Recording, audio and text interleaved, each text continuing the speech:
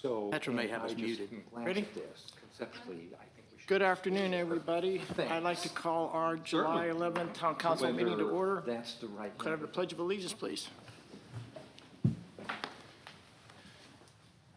Allegiance to the flag of the United States of America, and to the republic for which it stands, one nation, under God, indivisible, with liberty and justice for all. Thank you. Roll call, please. Mr. Labriella, Here. Mr. Moffett, Here. Mr. Belt, Here. Mr. Berner, Here. Under Heidiselder. He is there, we just can't hear you. I think that's probably me. So virtually, yes. Mr. Wilson. Here. Okay. So we are going to defer approval of the minutes. The June 6th, but you have the June 7th. We're going to defer June 6th, and we have June 7th. Could I have a motion to approve? I meant July 7th. Says June 7th. Bottom of the agenda. And, yes, June 7th. Could I have a motion to approve the special call Town Council meeting of June 7th? So moved. Second. Second. Discussion? Okay, all in favor? Aye. They're approved. Aye.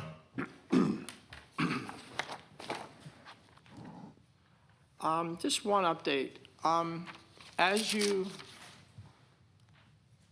recall, we've had discussions relative to the Beach Walker plan in its broadest terms, encompassing both the specific Upper Beach Walker project and the acquisition, the possible acquisition of the real estate building for infrastructure improvement.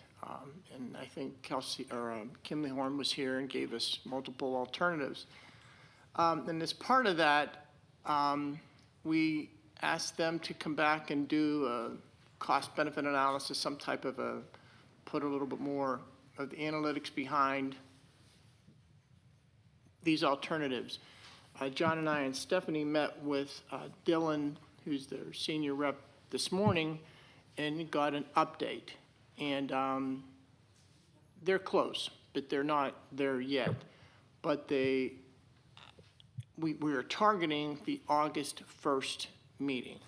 So, I'm sorry, the August 1st Town Council meeting. So for that meeting, Dylan will be here and we'll talk about the three alternatives and the impact that the three alternatives would have, both in terms of traffic and traffic flow, but also in terms of the economics behind the different alternatives and what type of impact they would be.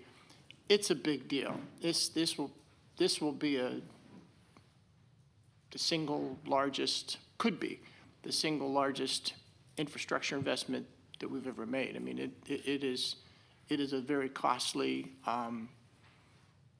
project, would be a very costly project, but, and we'd have to look at it clearly in terms of decades of impact, in terms of improvement of what it would do for the traffic flow. So anyway, we'll get the information. Once he gets back with us, we'll get it out to all members of the council. It'll be available, and we'll plan on the discussion on August the 1st.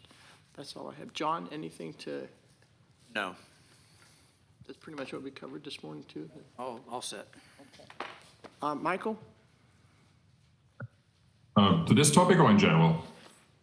No, you're up. I Okay. think he's on the council member updates now. Okay, very good. Yeah, I want to make two quick updates and then have, with Mayor's approval, a proposal that I wanted to present to the town council and the community today. So I will keep it a little shorter than usual. All the activities that I'm involved in are progressing very nicely. Sometimes maybe I would hope a little faster, but we are making good progress, and everybody is very engaged. Also as it relates, but not only, but also as it relates to the Go Green initiative, we have a lot of feedback from the community that I really appreciate. I get numerous emails over the course of a week about ideas and concerns, etc. So this really makes good progress. All the different work groups have now met and started their activities. Just a notable comment here, we have, as you probably have seen last Friday, opened up a little survey monkey to get some information about electric vehicles on the island. So we started at about noon on Friday, and until today, which I think is then 4 full days, we had about 900 responses to that little survey. So, which is stunning. I had not expected that. Really good input, also good comments in many cases. The survey is still open, so the community can still answer the survey, and there was a reminder for such this morning, I believe, sent out through our e-newsletter. Over the last couple of weeks, I had received a multitude of emails with concerns and also phone calls and meetings with community members about some of the topics along the beach, both as it relates to, as it is perceived, some of the clutter of umbrella boxes and chairs and not very orderly storage of those by the beach club and the sanctuary and the island beach services. We had discussions about that. I actually had a ride along the beach one day over the July 4th holiday, and we will now start to collect more of these concerns as it also relates to informational requirements that are missing at the boardwalks when it comes to the etiquettes on the beach, but also what to do when there are rip current dangers in the water, etc. So this is something that we will kick off with the work group on September 8th. All right, so now, Petra, if you help me, please put up a little presentation that I prepared. And I know that's maybe a little unusual, but I wanted to bring a topic to the attention that we all know about, because we have talked about this many times. But I think now it's time to really move forward and start talking about solutions. Long-term solutions to the key topic of traffic that are coming onto the island, are on the island, etc., is the topic here. So I started to work on this a few weeks ago and wanted to share that with Council because it is clearly one of the biggest concerns that the community has, the traffic on the island and onto the island. We see this in our community drop-in meetings. I think it's a topic that is very prominent on IKEA. I get emails. I'm sure you always also get a lot of emails about this topic. So I think there is something we need to do. Now, long-term, as the mayor just said, there is the idea, of course, to do maybe something like a traffic circle, but we also have to understand that's probably another 2 to 3 or more years in the making. So this is not going to help us right now and right here. We can move forward with some ideas that I think Russ will share with us later.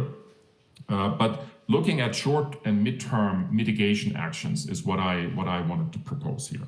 Now, we all know that we have done some interim short-term solutions.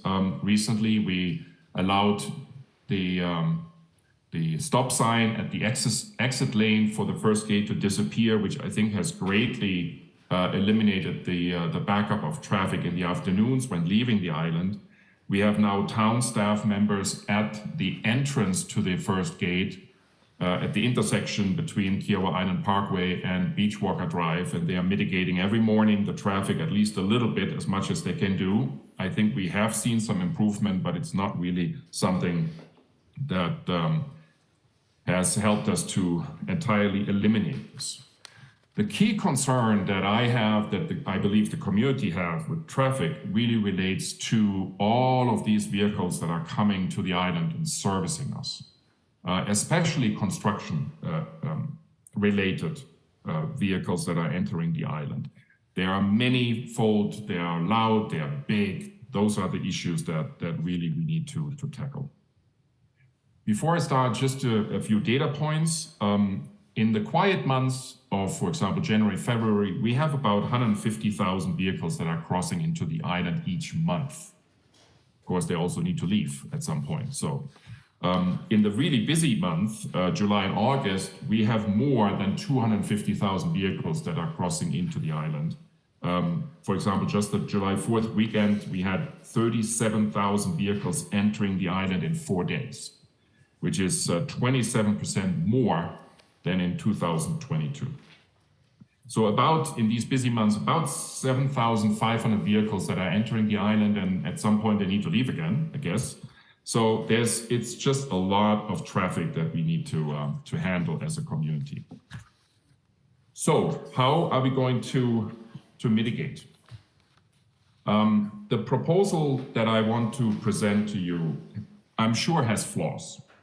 And they might even have, to the pleasure of maybe some problematic legal intertwinements that we need to tackle.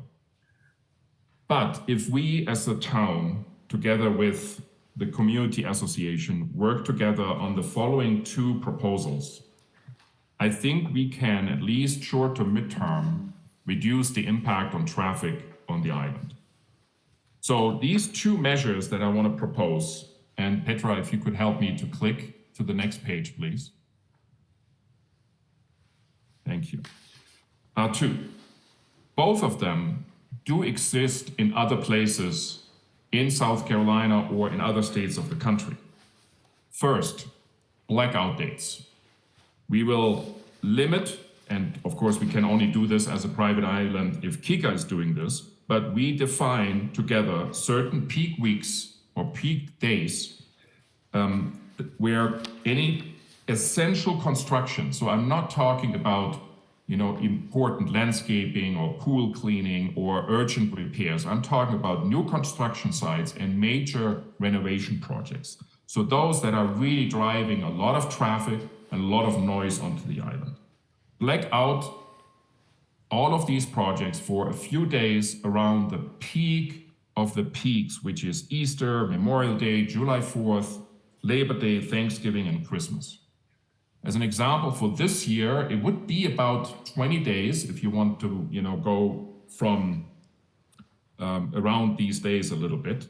I will explain this in a few minutes. Again, this can only be done together with KICA, of course, but this would at least help us at these peak times for the island to reduce significantly traffic onto and off the island. Second proposal, and Petra, if you could click, please, is to limit the number of building projects and construction projects on the islands over the course of a 12-month period by limiting the number of building permits that we as a town issue for new construction, alterations, renovations, or remodeling and major repair projects. Again, I'm not talking about the daily services we receive for pool cleaning, for landscaping, for quick and small repairs as it relates to your HVAC system or plumbing or whatsoever. I'm talking about the big kahunas that we have on the island at the moment. As I said, Petra, please, we can only do this in conjunction with KICA, of course. But I do believe that these 2 measures, and I give a little bit of more detail in the next 2 slides, that these 2 proposals can help us to significantly reduce traffic on the island, not only during peak times, but over the course of the year, as it has been done, as I said, in other parts of the country, the state actually in Mount Pleasant, as an example, or in other states like Colorado, where I am at the moment. Petra, if you move on to the next page. So quickly to explain, we would not allow general construction work for new building projects, as well as renovations, remodeling, and large repairs on the island during peak times. Petra? Very similar to other high-end resorts and gated communities, they have implemented similar measures years ago. Again, exceptions will be granted for urgent repairs, etc. But when you look, Petra, again, at some of these key dates, around Easter, Memorial Day, July, etc. Those are about 20 days that I'm proposing here, where and some are, and work days, I have to say, I'm sorry. So not Saturdays and Sundays, but work days, which is about 8% of total work days. That seems to be a lot, especially if you're in the construction business, but that's the proposal. We can certainly mitigate, it can also be less, but those are usually the days one day before an event like Easter and 1 or 2 days after. So that's the first proposal that I want to bring to the attention. Michael, just a question on that one. Does anybody know, right now, of those 6 holidays, the community, so we close down already for those 6 days, don't we? No, we closed down for the holidays itself. So like July 4th. So Right. last week, July 4th, of course, no construction was allowed on the island. But you might have recognized that several construction projects were going on July 3rd. I Which was understand. Monday. We're just, you're suggesting just expanding what we currently do. If you want to say that, yes, exactly. I Just just make a want- few more days because those are the busy days on the island, and we already have a lot of traffic of our own, the community members, but also visitors, guests, etc. So just eliminating the construction vehicle amount would help us greatly mitigating the traffic. And by the way, not only on the island, but also onto the island or towards the island. Because a lot of the complaints we are receiving about, congestion on Main Road and Betsy Carrison has a lot to do with these construction vehicles. I agree. I just wanted to make sure I understood. Okay. So my second proposal, and I should have maybe said that in the beginning, I don't expect us today to have a big discussion about this. I don't expect us certainly to make any decisions or even vote. No, that's not the point. I want to get the ball rolling. I want to have a discussion about that. And maybe these 2 plans that I'm proposing here are going to be dead in the water after some uprising on IKEA, well, I don't know, but hopefully there's something that comes out of it which can help us to survive the next couple of years until maybe this big infrastructure project that the mayor was mentioning again just minutes ago could then help us to reduce some of the most notable traffic congestions on the island. So my second plan, as I mentioned briefly, would be to reduce the number of building permits that we issue as a town, which is the starting point of every project. On a page that I have not shared in this presentation because I wanted to be a little brief, we had about 260 building permits pre-COVID on this island. Last year, from July 22 to June 23, we had 660 building permits issued. So I would propose to bring this back somewhere in the middle. So not to pre-COVID levels because that would probably be too harsh. But my proposal is to bring it back to a maximum of 400 building permits that the town would be allowed over the next couple of years until traffic mitigation can really be implemented, maybe with a traffic circle. So that renovation projects and new construction projects can only reach that level. If that threshold is reached, no further building permits are given, and projects have to wait for the next year when again the 400 are the threshold. This number can be adjusted, of course. I just picked one because I felt like we cannot allow to have an ongoing basis of 600 projects plus. Maybe going back to pre-COVID is too harsh, so it's somewhere in the middle. Yes, there will be an impact on the town's budget because cutting the building permits by 40% will reduce some of the revenue streams that come from these building permits, but that's only 4% of our total revenue scheme as a town. It's a bigger number, of course, only for building licenses, but in the total picture of the town, if my calculations are correct, it's about 4%. Petra, if you could click to the next page, please, again, and then to the next page. So, to the benefits. Reduce construction-related traffic, notably. less traffic congestions on the roads leading to the island, so not only on the island, reduced construction noise, significant impact on the environment is avoided. We help to protect our ecosystem, we reduce our carbon footprint. So both are very positive and important side effects of all of this. And I think it would also make actually our planning process for our revenue as a town easier, because we are always guessing about how many building licenses we are going to issue in a normal year. There are also, of course, problems surrounding this, and I want to bring that right away to the attention, because not everything is just a benefit. Yes, property owners who have maybe worked for 2 years on their dream home might come to the point where the 400 is used up, and they have to wait for the following year. That's a possibility. And individual homeowners would then really need to wait until the next 12 months period starts.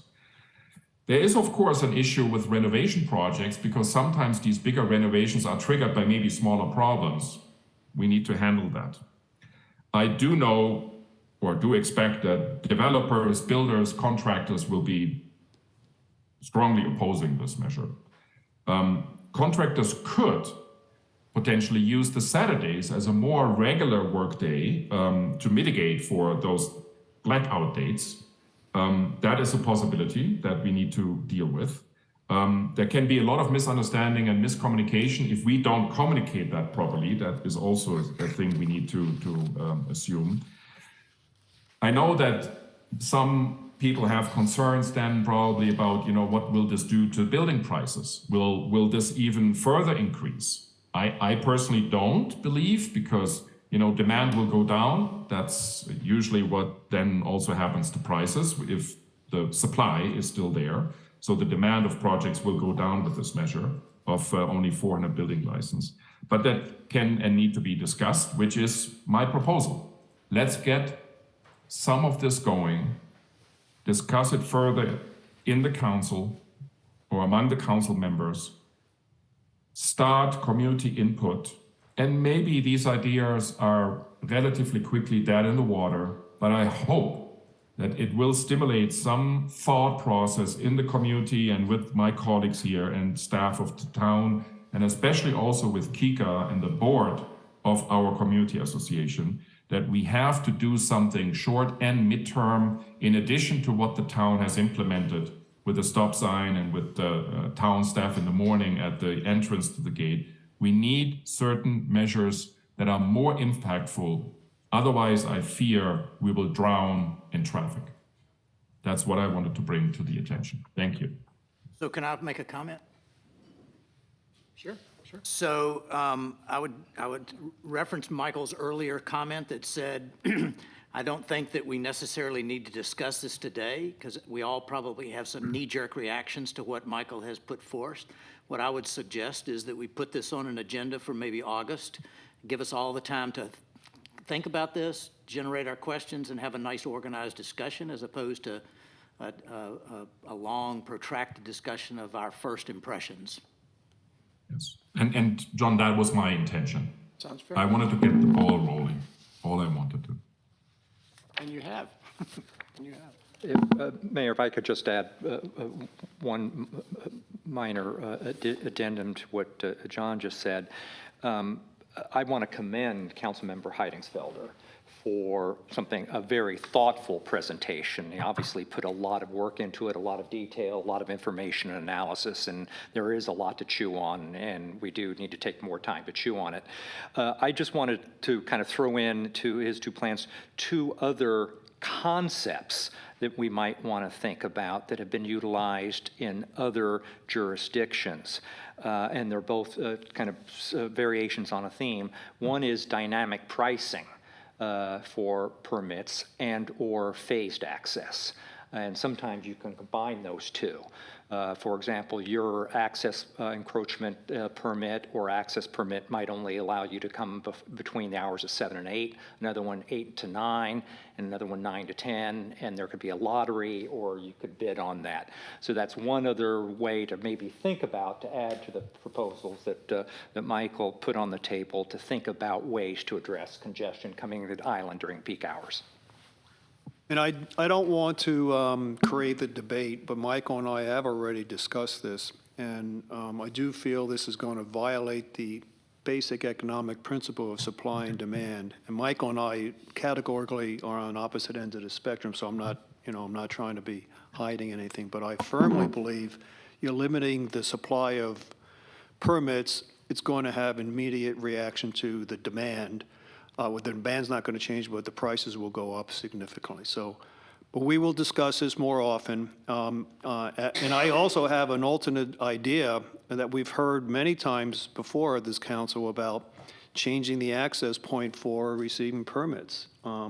We have the perfect place out at Mingle Point, but for some reason, we can't get off the dime on that. Mingle Point would be a relatively easy way to have, we've heard other people say, a visitor center.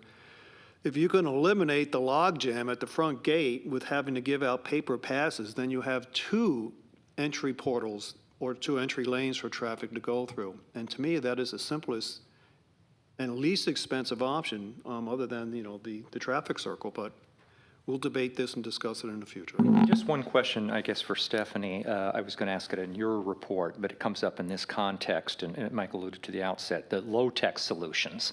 The exit lane has improved traffic egressing the island. Ingress is still, it becomes an issue.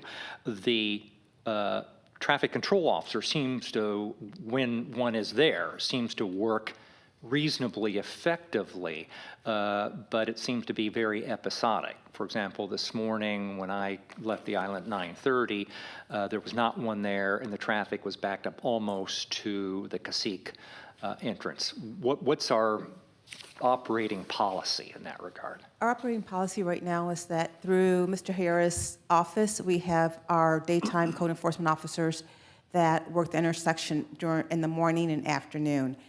Right now, we don't have essentially a dedicated person, so if they are called off to do something else, they have to leave and then they come back. So I know this morning I did ask him because Mr. Berner asked, and I did ask Dr. Harris about it, and the officer had to leave, but another one came back. So while we've been here, one did return back, but yes, in terms of looking at something that is more long-term, it may require us looking at during peak season, just hiring a person that is essentially working there in the mornings during peak times, the PM peak times, and then being able to utilize them the rest of the time. But we did have someone out there, but they were called away. But the goal right now, and Dr. Harris, if you're here, you can comment on it. I believe the goal right now is to have our daytime code enforcement officers there every day, Monday through Friday, during the peak time, AM and PM, and not unless they have to leave because they have to do an inspection or something, correct? Thank you. Michael, thank Just you one comment, very much maybe for just one comment to this, Stephanie. I mean, we have been debating to have a full-time employee or a dedicated employee, I should say, or a more dedicated employee to mitigate traffic in the morning hours in particular. So I would really like to see us, moving forward to that, so that it really becomes a permanent solution on Mondays through Fridays, maybe even Mondays through Saturdays, because a lot of people in the peak months are checking in on Saturdays. I would really like to move forward from an interim solution to a more permanent solution on that, as we discussed it over the past weeks. Okay, will do. Michael, thank you for putting this together, getting this discussion going. I think these are all good suggestions to incorporate from Russ, from Brad, others, in terms of things that we can put on the table in August. Thank you. Deruta, the 2022-23 is this by virtue of the number of months, or is this, do you know, this 136 down to 74 for new constructions? Is it dropped? Slightly, yeah. So these were apples to apples? That's the other thing, the economic impact, and not just for here, but just, you know, we saw some peak years. Yeah, you just have to see it this way, 2020, Mayor. 2020, You know, 21. we permitted the 660 projects during the 22-23 period. Those projects are, some of them might have not even started yet. They are still in the pipeline, you know, of negotiating with contractors, etc. Some of them are, you know, in progress probably. I would think that a lot of those 660 haven't been finalized yet. No, I- So you should not only look at, yes, there might be a little decline last year. It might decline further because the island is going to be built out more and more, but it will, from my assumption, will not really help us mitigate the traffic over the next 2 or 3 years because these projects take 2 or 3 years. No, I understand that, I understand. I'm just saying, I think we may be seeing some of the changes that we always anticipated, that new construction is going to be going down and renovations is going to, as our island gets older, will be going up. But a painter's a painter and a carpenter's a carpenter, it's still a truck. Okay, thank you. And as you saw on this one page that I did not share with the community, but the whole document, I assume, you know, is for the record, the majority of building permits are renovation projects. That's right. Not new builds, right? About from the 660, only 74 are new construction and 584 are renovation projects of a certain magnitude. That's my point. Thank you. Okay, Russ? I have nothing else to add. Well, I shouldn't say that. Just this past week, I did a podcast for hurricane preparedness. That should be online shortly. It is not yet. I wanted everybody to be aware of that. I also had a meeting with Kika, Shannon White, and Tony Elder with respect to short-term rentals. And the biggest thing that I wanted to make sure was not going to happen was that we were not going to turn into Daytona Beach. I wanted to keep this a high-level luxury community. But this discussion occurred because I was approached with a lot of complaints from people who live in or near neighborhoods with short-term rentals. And that created the conversation point. And one of the things I don't have an answer to yet is that I learned, surprisingly, that renters on the island, to my surprise, have the ability to call in a guest pass for as many people as they want without any limitation. For a day, for a daily For a day pass. Thank you. For not an overnight pass, but for a day pass. I was surprised to hear that. I don't know what's going to happen, if anything, with respect to that.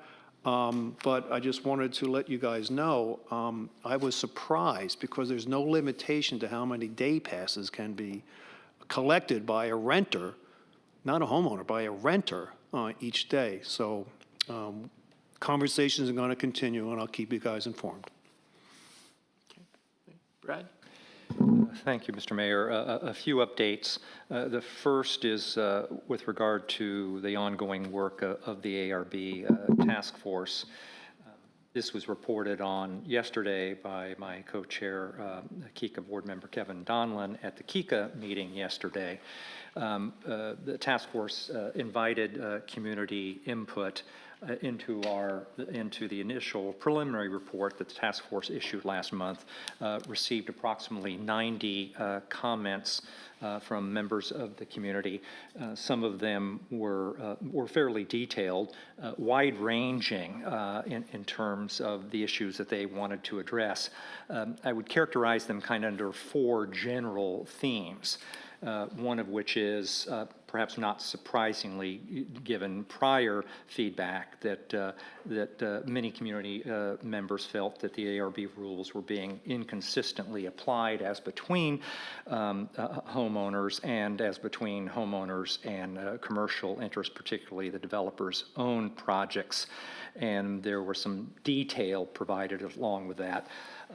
Several comments addressed cost-related issues, and those took a couple of, went a couple of different directions. One related to the amount of fees and deposits sometimes required. A number of commenters mentioned that in some cases, the fees and deposits required deposits actually exceeded the cost of the proposed project that was being undertaken, particularly it was a small one. Another issue that was frequently mentioned is with regard to the deposits that were made, issues related to whether those were held in separate rather than commingled operating or banking accounts. And the primary issue was actually the timeliness of receiving deposits after completion of the project. Some commenters noted that it took weeks or months to receive their deposits back.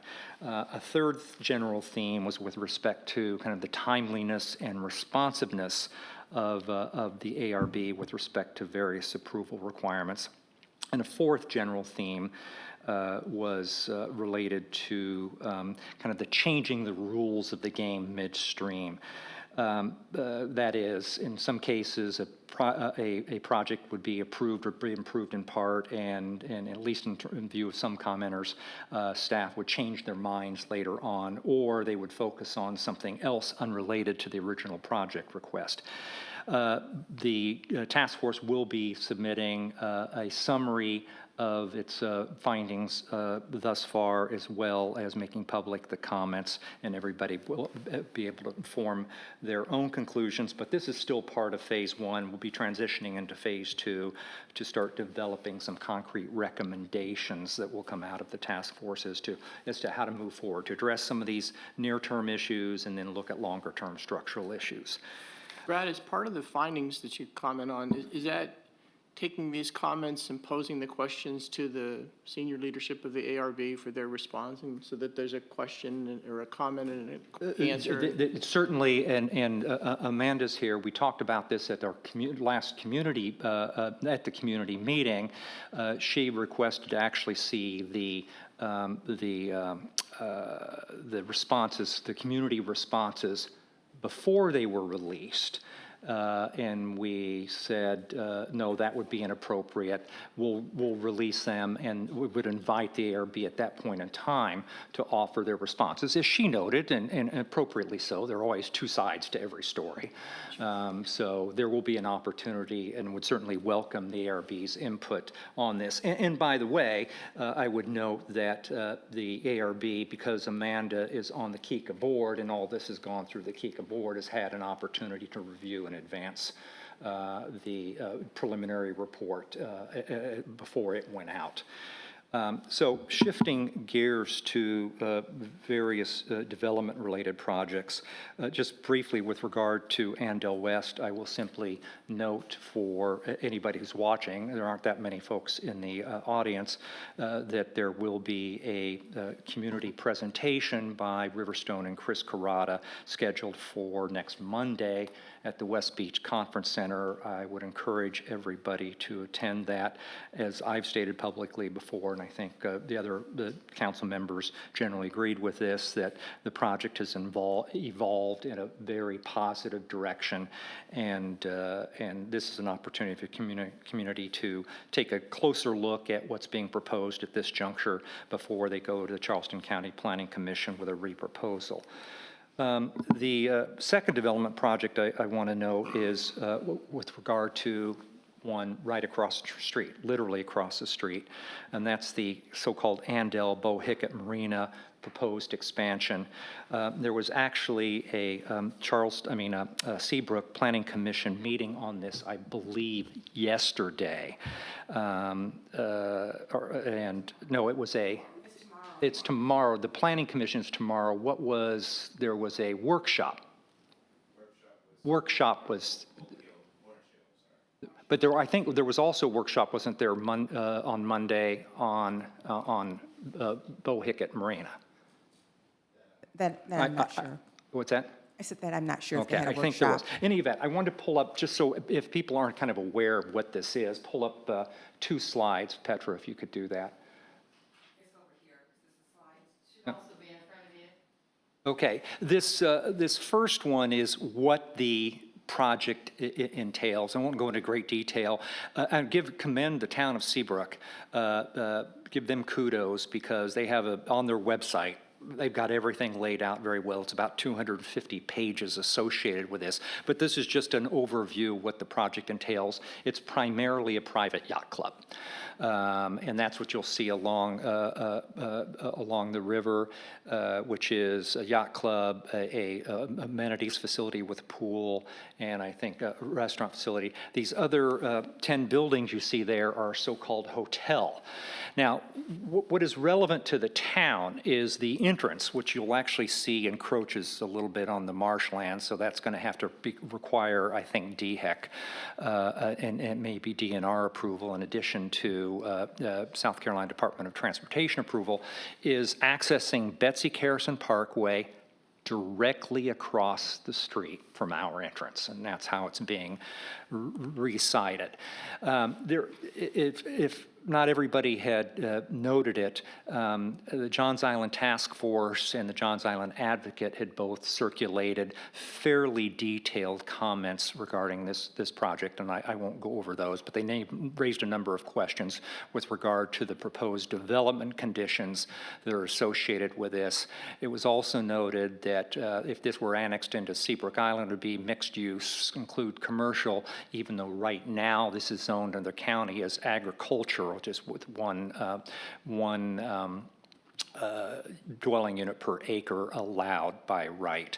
But from the standpoint of the town and kind of what we've been talking about in terms of buffering Ando West and buffering Freshfields Village, please show the next slide, Petra. This is what the artist rendering is of the entrance to this development. So again, this is looking, if you were out the end of the street, the exit from the municipal center, this would be directly in front of you. Now, just everybody can have their own opinion. My personal opinion is that doesn't look very Low Country-like. It looks like a kind of traditional suburban tract. It's not really well screened or buffered, even though it is a 75-foot buffer before you can actually get to the buildings, but with the lights and the wall and everything, again, it doesn't look particularly natural. So one of the questions I had, in fact, Stephanie had forwarded a couple of questions I had to the Seabrook Town Administrator, who was saying that he thinks the wall is buffering. I guess we can agree to disagree on that, but the one question is whether or not the town of Kiowa Island wants to engage with the town of Seabrook Island in any way, shape, form, or fashion with regard to this proposed development, which is literally in our front door. Again, I'm not passing any judgment on the scope of the project itself, but I do have some personal concerns about the entrance point here and what it says about Betsy Carson and this area. The next project I want to mention is the Orange Hill. That's where the July 10th date came in. You're right, John, my apologies. Orange Hill, which is the proposed redevelopment of now 700 acres up along Bohicket Road and between Bohicket and River Road, where the shooting club is for Kiowa Island Club right now. A workshop, a Charleston County Planning Commission workshop, was held yesterday. Last month, the partners held a public community meeting, which I attended, and Chris Randolph and Jordan Phelps were there. They had the golf course architect, Ray Pantlick, and a host of others. And this is one where I would say, you know, devil's in the details, but the plan is evolving in a very, very constructive way. What you have in front of us now is what was actually which was the concept plan under the existing PD that goes back a number of years. So you can see a very kind of traditional residential development and golf course with the primary point of entrance and exit on Bohicket Road, which has always been a little bit problematic. If you can go to the next page, Petra, This is what the plan looks like right now, and I commend South Street Partners and Kiowa Partners for the way that this is evolving. A couple things that are noteworthy about it is the number of allowed units, dwelling units, would be reduced from 180 to 120. The primary entrance would be moved off of Bohicket Road onto River Road, and you would really have no dwelling units just along a couple of holes abutting the golf course. It would kind of stand alone. The whole right side, that little finger sticking off to the right, is actually added in another 200 acres as open land, and that would be under a conservation easement, so you would have trails through that. So this is a project that appears to be evolving in a very constructive direction. One question had been raised by some commenters was with regard to ingress and egress at River Road, and thought that a traffic circle might be appropriate there. My understanding is that depending on what kind of traffic metrics would be developed, the partners are willing to consider that. But right now, I think there'd just be a protected left turn and right turn in and out of River Road.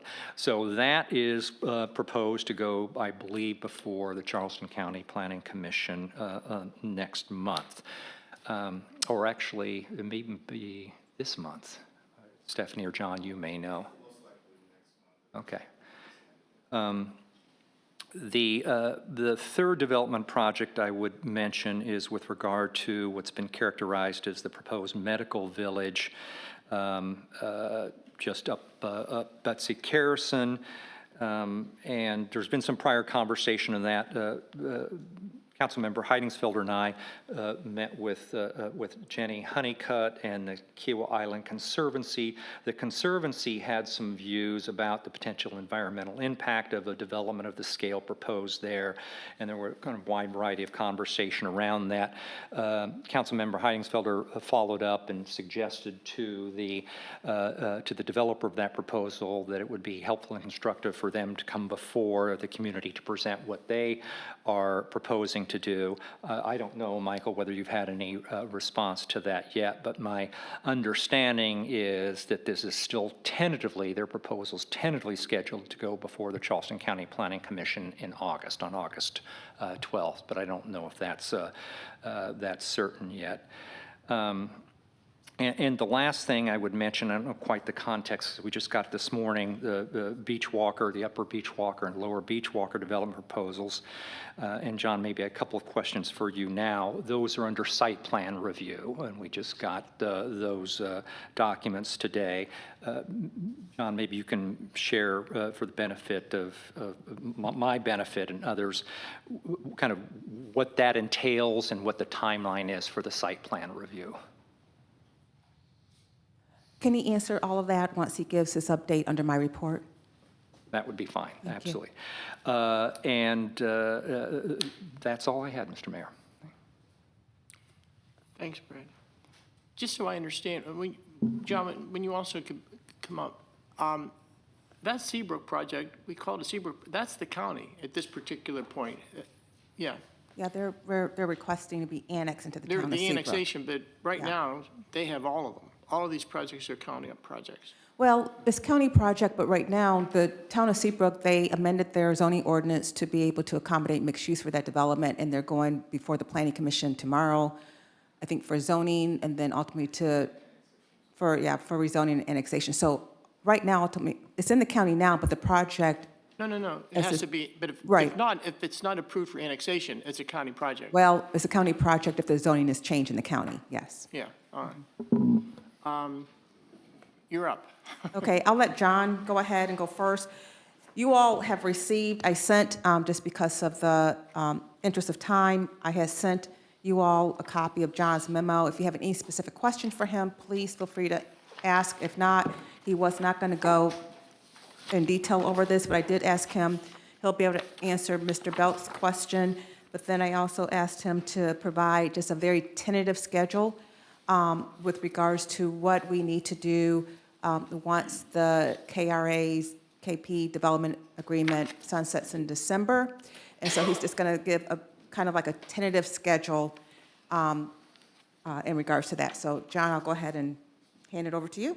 I'll start with your question regarding site plan review we did receive the 2 applications, one for lower parcel 13, lot 1, as well as site plan for Upper Beach Walker. And so that was just a note in the memo to you all to know that those projects are advancing through the site plan review process.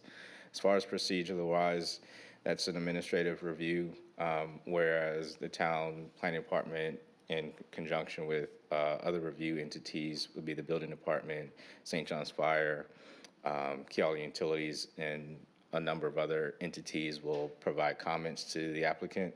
During that particular process, we'll work through ensuring that they're consistent with the zoning code requirements. And until they reach an approvable state, that is when permits will be issued from zoning. Then they still would need to meet specific building requirements once they submit for building permits. But as far as zoning standards, it would be just applicable to administrative review unless there's something that's identified during that site plan review procedure of where a variance or some of nature would be required. Just one note that as far as timeline, that all is kind of dependent on the review process. So we'll issue comments. After those comments are responded to, it's up to the applicant, so that timeline. And so we'll go back and forth until we reach that approvable state. And if you can answer, you said zoning code, but it's also development agreement and zoning code. And when will if you can answer about the final plat, because that may be a question as well. So that would be one of the comments that would be addressed during the site plan review approval process. So that'd be essentially one of the comments issued regarding final plat.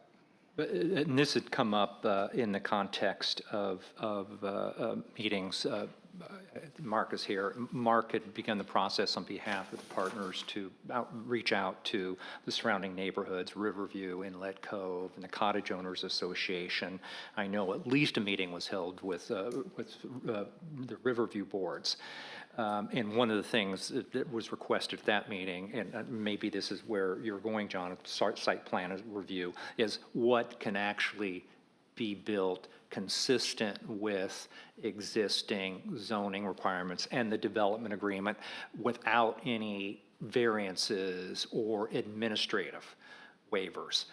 And so what was presented, what we got this morning, for example, one thing I note is that in the church parcel, it says the maximum height is 2.5 stories for the 4 buildings there. But my reading of the zoning code is there's a maximum 2-story restriction for R3 for multifamily. This was just submitted on Friday, Yeah. so I have not even We haven't even had a chance to review it. reviewed any of this. As he starts the review process, if there's anything that we feel will require a variance, it would go through the proper channels of the BZA, or they will have to make adjustments to their site plan, but he has not had a chance to even really assess it. But then if it's not a variance, but it's within an administrative waiver allowability, how does that process work? That would be done administratively. Administratively, yeah. Okay, but I guess the question is, I think the community is interested in what can be done without waiver or variance. Yeah, I think he'll be able to probably provide that answer in the next couple of weeks. He just has not had a chance to start the review process, so he really can't answer that question right now. Yeah, I mean, like I said, I have not even looked at all of the submitted documents. The site plan was just issued to you all just as sort of a FYI that it has been submitted through ongoing conversations, knowing of all the Upper Beach Walker conversations that have been taking place. John, just as a point of review again, so what you have, or what was submitted to you on Friday and what you have, and you've started that process, what is that sequence relative to final plat? How do those? So prior to the issuance of final permits for this project, they would need to have secured final plat approval. So that would have occurred at some point in time in between now and the final permits being issued for. And final Okay. plat approval is through the planning commission, not administratively. Understand, okay, so you had mentioned, okay, my ear caught permits, but so during that process, you'll give a date. So from July 11th to, moving forward to do these sequence, 60 days, 90 days? So we will tend to issue comments within a 10-day period back to the applicant, and during that time is when we'll schedule that first initial pre-application meeting to kind of discuss the project in detail, answer any questions that we might have. So go back and forth with the applicant, and that would include, like I mentioned, any other entities. Or if St. John's Fire has some concerns at this initial stage, we solidify addressing concerns at this stage, and so it can be anywhere from a 2-week period to a month or better. I mean, it's just kind of going back and forth until we get to an approvable state. So essentially, I- they can a have time- a their, timeline they can have standpoint. their approvals and go through the planning commission by October, For or permits, sooner, or November, or August. Yeah, I doubt August, but for maybe. permits, or they would have permits? Permits probably would not be issued. Right, but just site within plan August. approval. And then obviously to the planning commission for final plat approval. If you're looking for a timeline window, I mean, September, probably more ideal. And then, John, another one that I didn't mention in my earlier comments is the proposed Mingo Point Dock expansion. That's now come back.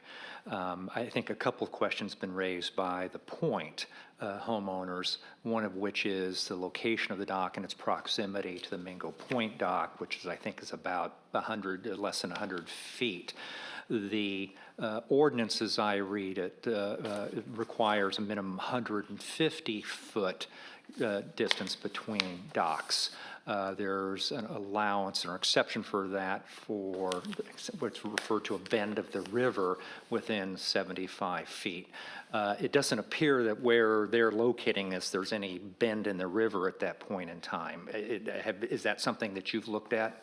So we have looked at that, and based on my review of it, the ordinance, how it's been read, is for a property adjacent to a bend. And so since the subject property is adjacent to a bend, then that, I would call exception to the rule of it being 75 feet more would be able to be credited there.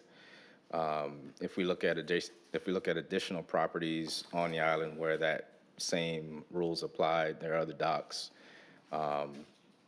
in the area, even in the vicinity, that would not meet that same metric. So that's how I think the interpretation there reads for that particular section.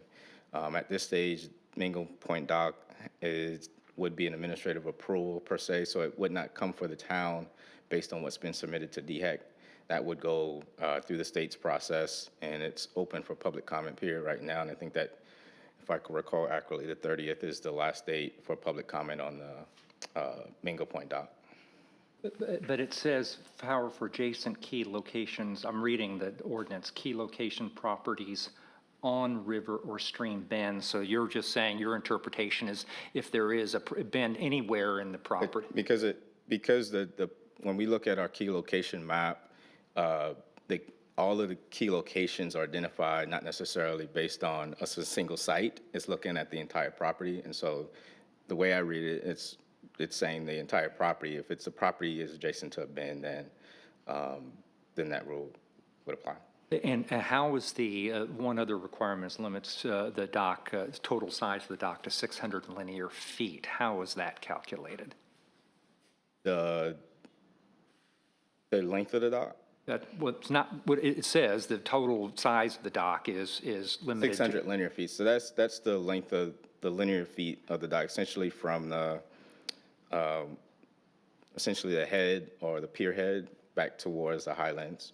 That's the calculation that we're looking at. So it's not the entire linear feet of the entire structure, the dock and the pier? I don't think it's interpreted that way, that you would calculate the floats plus the pier head plus the linear feet.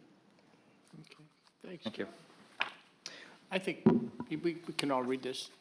Yes, you can No, I read the didn't- report. He's just going to give one additional update with regards to this preliminary The development timeline. agreement, yeah. So Oh, okay. regarding development agreement, there have been a series of, I guess, points of clarity of what needs to occur as the development agreement comes to an end in December. I've outlined a few of these things, and staff has been working on a timeline to ensure that we meet those things as the end of the year approaches. The The more we enter into the fall, we'll begin to see a lot more of the actual formal documents for consideration. I'll just go fairly briefly through the things that I have listed here. One, knowing that the standards that we've traditionally rely on as a community for tree preservation with the Architectural Review Board, that particular item of having standards within our own zoning code being memorialized. We anticipate to have an August workshop for the first wave of what that would look like, and September recommendation for Planning Commission. Additionally, establishing what has been identified as a mixed-use base zoning district. That would allow us to utilize the areas that are in our current development agreement that have been identified sort of as, for example, R2/C or R3/C, a commercial, having that embedded into our zoning code based on how those properties have been developed. And so that is as simply as creating a base zoning district to put into our zoning code. The methodology of how we've discussed that now is to just essentially create the language and text for those base zoning districts now. And then once we get through the comprehensive plan review, our Key One Next plan is to then essentially apply those properties where, based on that, if there are any changes within the comprehensive plan recommendations, to apply those properties consistently with the development agreement as they are developed. The other two are, well, one of the other two I will mention quickly. Mr. Councilmember Belt has already mentioned the Architectural Review Board. We did discuss within this sunsetting of the development agreement, the next steps of how the town should envision, what format, what structure. That subcommittee joint task force is underway, and so we've sort of kicked that can to that group to allow whatever decisions come out from, recommendations come out from that group. There are a number of parcels zoned in Ocean Park or other areas, well, I'll just say residual park lands that are technically not zoned accurately based on our zoning map. And so that's one of the things that within the development agreement, as it sunsets, we want to just essentially clear those residual lands up of open space to their correct designation. That's also going to marry along with our comprehensive plan, our Key One Next plan of looking at sort of a September Planning Commission recommendation going into October public hearing. The last two, which is standards that we've relied for signage on the island. There's not a whole lot of, I guess, signage being applied for. We have a few, but we do want to memorialize signage ordinance within our code. And so that particular ordinance will be an ordinance that we add into our bulk of review.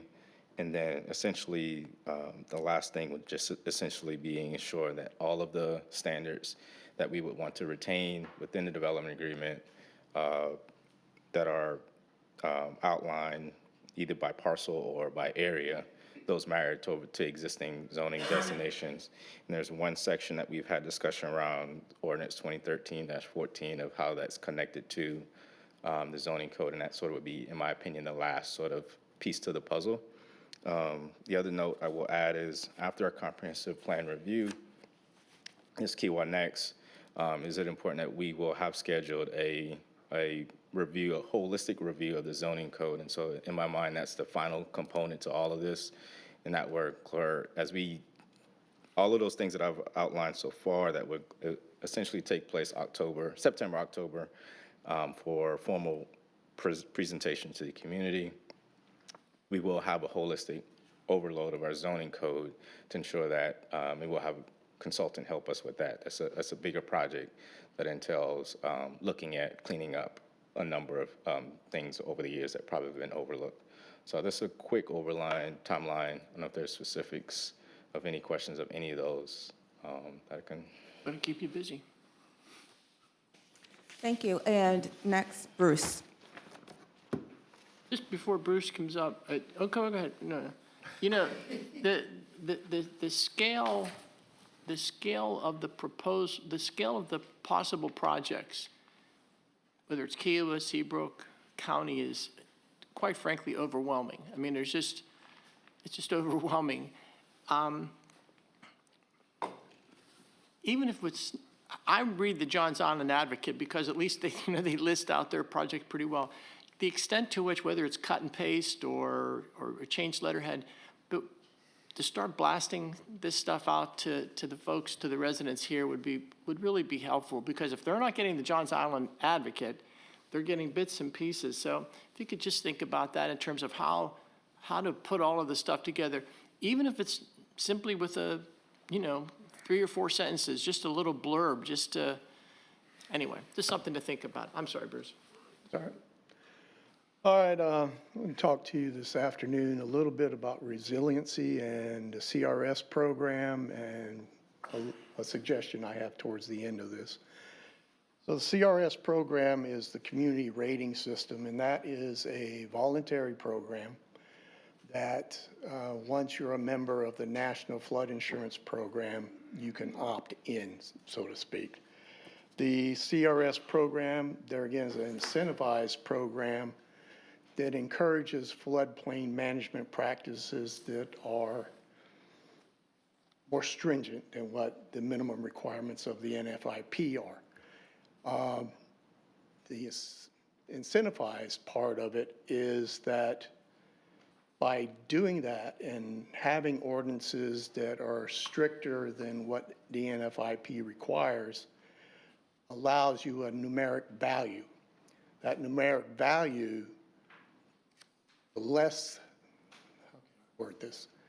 The lower that numeric value, the better your rating. So if you're a 1, you're the best you can be. As I'm sure most of you read the article in Post and Courier, this CRS rating period, Charleston County is now has a numerical rating of a 2, and Folly Beach is 3, correct? Yeah. So how did they get there? There again, they're enforcing more stringent regulations. For instance, an example, it's a simple one. Talk about freeboard. And what freeboard is, if this is my base flood elevation to my property, freeboard is how much higher do I go to my first level of my home. And this is above mean sea level. It's not above grade. Folly Beach has a 4-foot freeboard requirement. We then have a 1-foot freeboard requirement. So obviously we don't get as much credit as Folly Beach gets. There are numerous things we can look at in our flood ordinance that in the past, while we made a handful of changes to our flood ordinance over the years, we really didn't take a deep dive into our flood ordinance to see what we could do for our residents to boost our CRS rating. There are a number of things that can be looked at. Recommendations can be evolved, but what I would like to see is that we form some kind of a work group with council members as well as staff to take a deep dive into our flood ordinance, see what we can do, see if we can actually better our CRS rating by making changes. Obviously, the changes have to be adopted. We have 2 great plans out there. We have the sea level rise plan, we have the marsh management plan. But we don't really get credit for those plans until we actually implement something from those plans, some kind of mitigation effort. The best thing that happened over the last 3 years was KICA had a mitigation plan that all of the residents voted on. Involved Governor's Drive, some outfalls, they did some dredging, and that report's out there, and their processes are now pretty much nearing completion for phase 6 of that project. I believe we can actually get credit for that. It's being submitted. We are currently under a CRS audit as I speak, which will end August 1st. So any changes we make obviously aren't going to happen before August 1st, but going forward the next year, possibly. So the study that KICA did was great. The effort they put in to do the mitigation that they did is super, and like I said, I think we'll get credit for that. On top of that, I had a meeting with Lucas Hernandez, who some of you know used to work for KICA. He's a resiliency specialist. We had a meeting also with Anna Campbell. Anyway, I can't remember Anna's last name, I'm sorry. Anyway, she was the former floodplain manager for Charleston County and was instrumental in getting their CRS rating down to a 2. So we had a luncheon and we did kind of discuss some things as to what we could do, couldn't do. One of the things she suggested was that we, in order to really reduce our rating, we need to have a watershed master plan.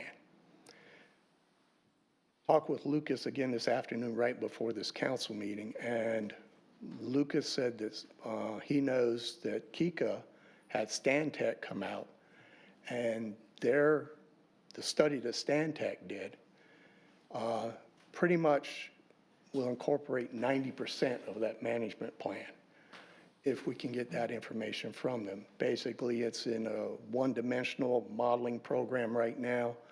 Lucas has the ability to take that information and make it a two-dimensional modeling program, if you will, so you have maps and everything that can be laid out and shown as part of the report. So we're having that discussion now. We're kind of leaning towards that, and I will meet with Matt Hill and Ryan Elmers to have a discussion, see if we can get that information. Hopefully we can. And then Why is there even hesitancy? I mean, we just hadn't had a discussion yet. Okay. This just came about this afternoon. Okay. I didn't know that information actually existed. No, I understand. So, yeah, it's a matter of, I'm sorry, go ahead. To make sure we are not losing the audience. So when we spoke about all of this in depth, the key information for the community really is that the CRS rating has a direct impact on the insurance premiums that our community members pay for their property on Kiowa Island, correct? Correct. So if we undertake the effort, similar to Folly Beach, in some way or shape or form, and achieve, maybe with the plans we already have put in place and with the marsh management plan being in the implementation phase now, but also maybe additional measures in our, ordinances and building codes, we could, from our today rating 5, go to 4, maybe even to something like 3, like Folly Beach, and our community members will see it in their monthly or yearly insurance bill, correct? Correct. Okay, thank you. Yeah, the CRS program is directly tied to flood insurance premiums through a percentage reduction in those premiums. As a 5, you get a 25% savings. As a 3, I think it's 35% savings. So there again, I would like to suggest that we form a council workshop with maybe a couple council members and staff, sit down, look at the flood ordinances, look at what we can do to hopefully better our rating, and bring those recommendations in front of council for ordinance adoption once we get to that level. And you're saying. We have an ordinance review committee already, and I have made a note to do that. Oh, great. I would say we do that, put a real burner under this one in terms of something that is really palpable that we can tell people what we've done. I mean, this is 10% differential between, Eroded in capital. that's significant. And you said there's an audit ongoing right now? At this And moment. do they provide any input or feedback to us as to what it would be necessary to get to a 4 or a 3? Is there any kind of specific would- guidelines as to each categorization, so we know specifically what to hone in on? Unfortunately, they don't give you that information. They are not on like a consultant type basis. You physically have to hire a consultant to do the review, make recommendations, which is kind of what Charleston County went through, and then act on those recommendations. But the audit itself doesn't say why or why not you got a particular rating. It just says, this is your No, rating. it simply says you met this criteria and they move on.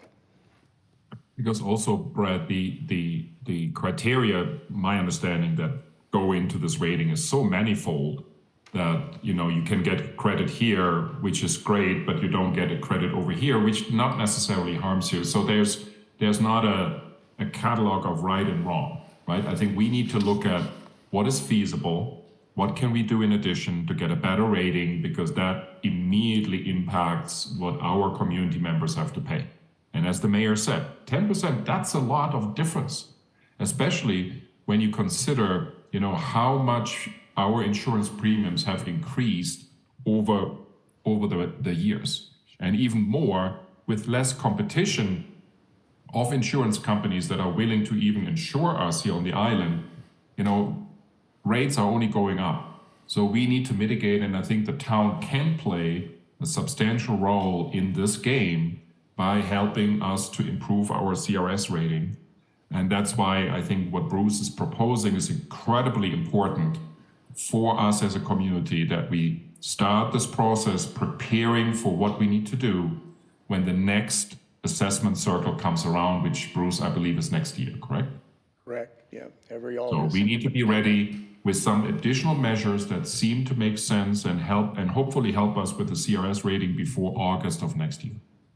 And does the town capture information about new development so that, you know, somebody who's reviewing this, the town knows that, you know, new developments are all 10 or 12 foot, and that all hurricane-rated windows and this, that, and the other thing? Is that all captured somewhere? Yeah, we capture it during the review. Does this discount affect only the national flood insurance premiums or also any supplemental flood insurance that we carry? I am not sure. I don't know if it affects any private policies. But it does affect the rate on the national Does. government insurance. And it may benefit that, I'm not sure. Thank you. Questions? Thank you, Bruce. That's great. Thank you, Bruce. I don't have anything else. Thank you, Good Bruce. stuff. Good stuff. Citizen comments? Yes, sir.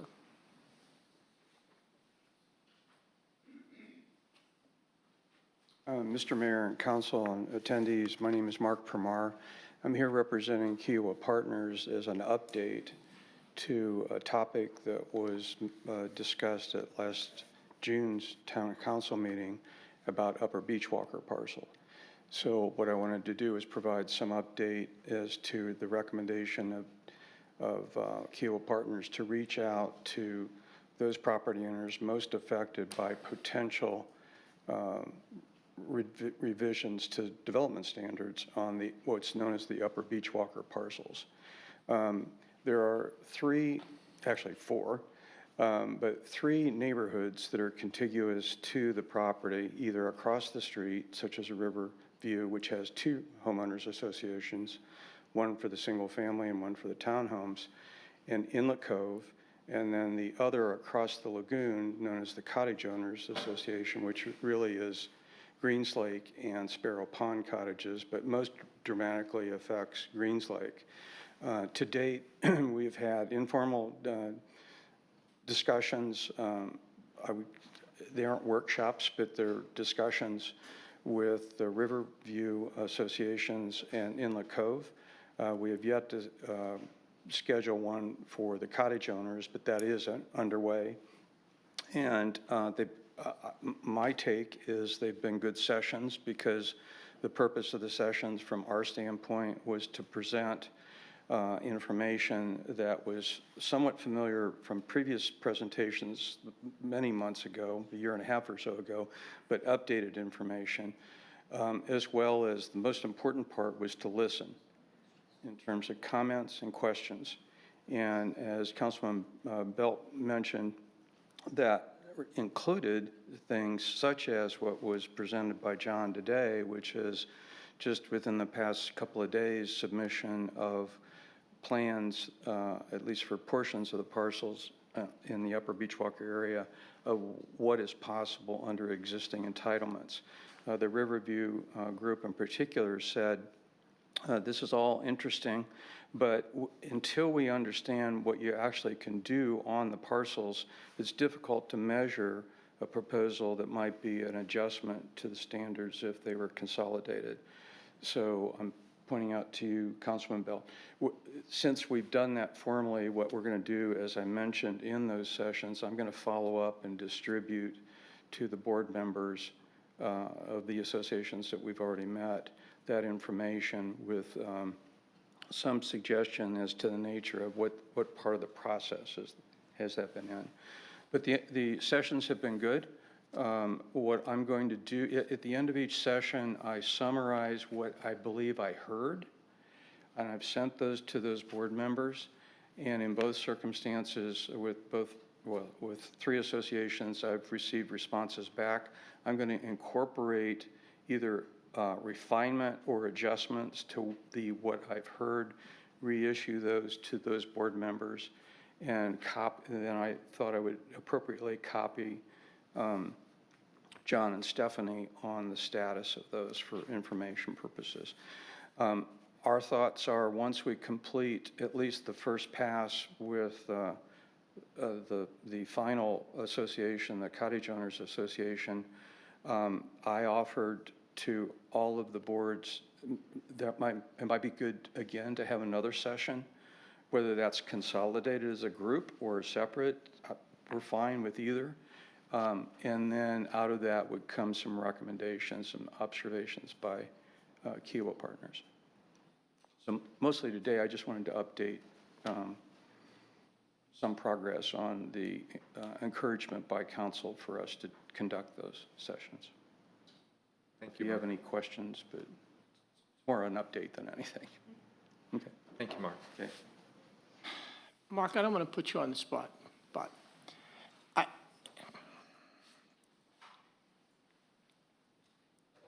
I'm back to July.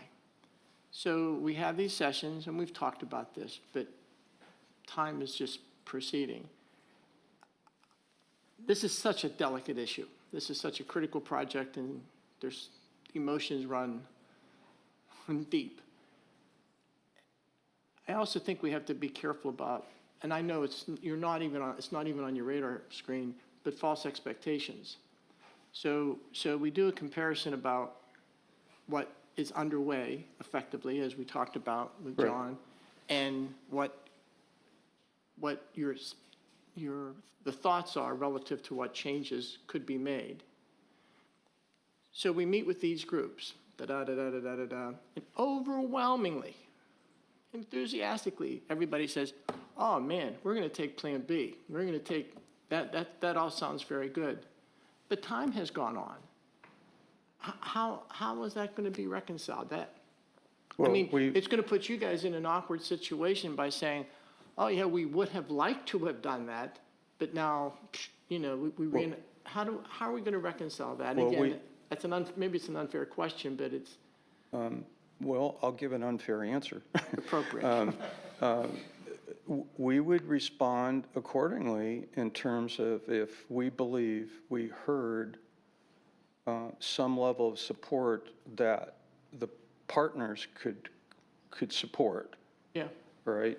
Like some hybrid solution. yeah, I don't think I think it would be fair for me to represent, based upon what I heard, that what was generally presented wasn't necessarily fully endorsed, but it wasn't rejected. It was information received and is being reflected on by the board members on behalf of their property owners.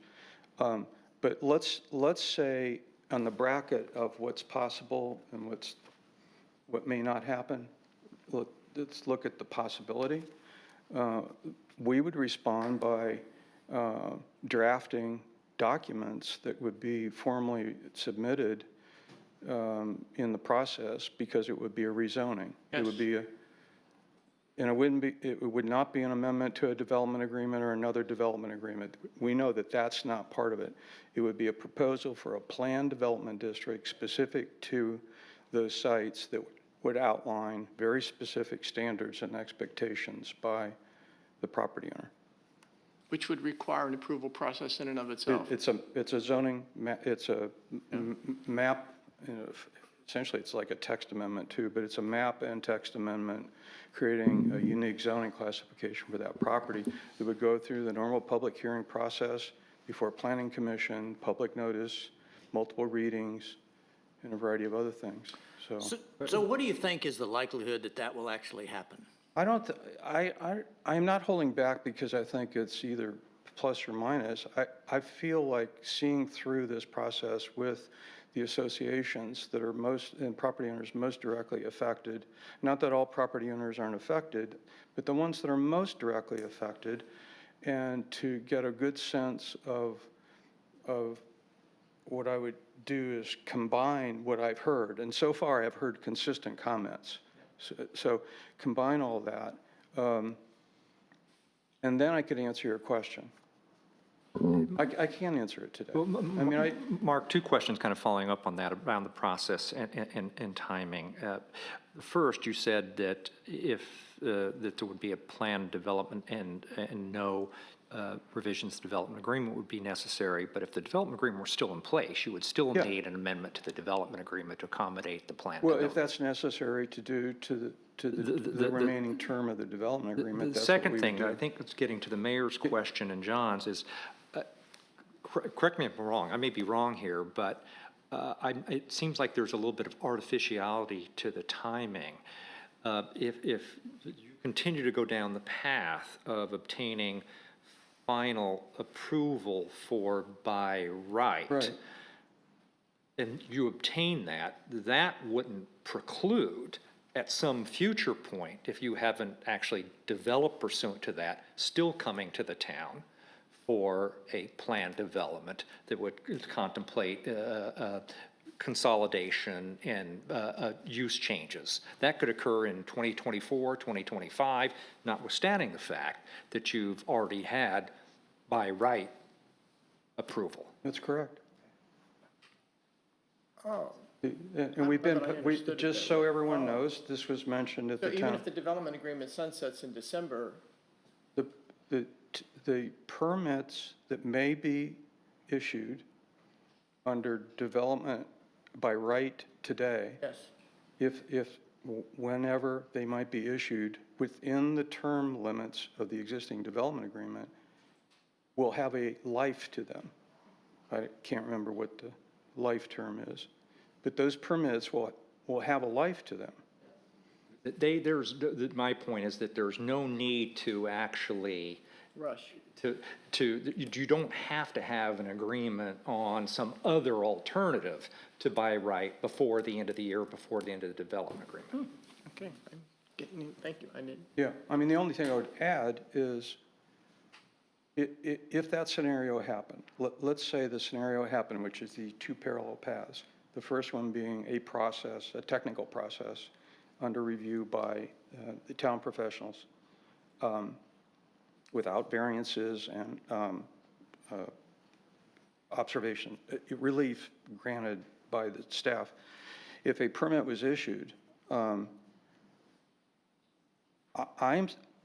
representing, I am still hopeful on behalf of the partners that this alternative can happen, because I believe, as a professional, there is merit to aspects of that.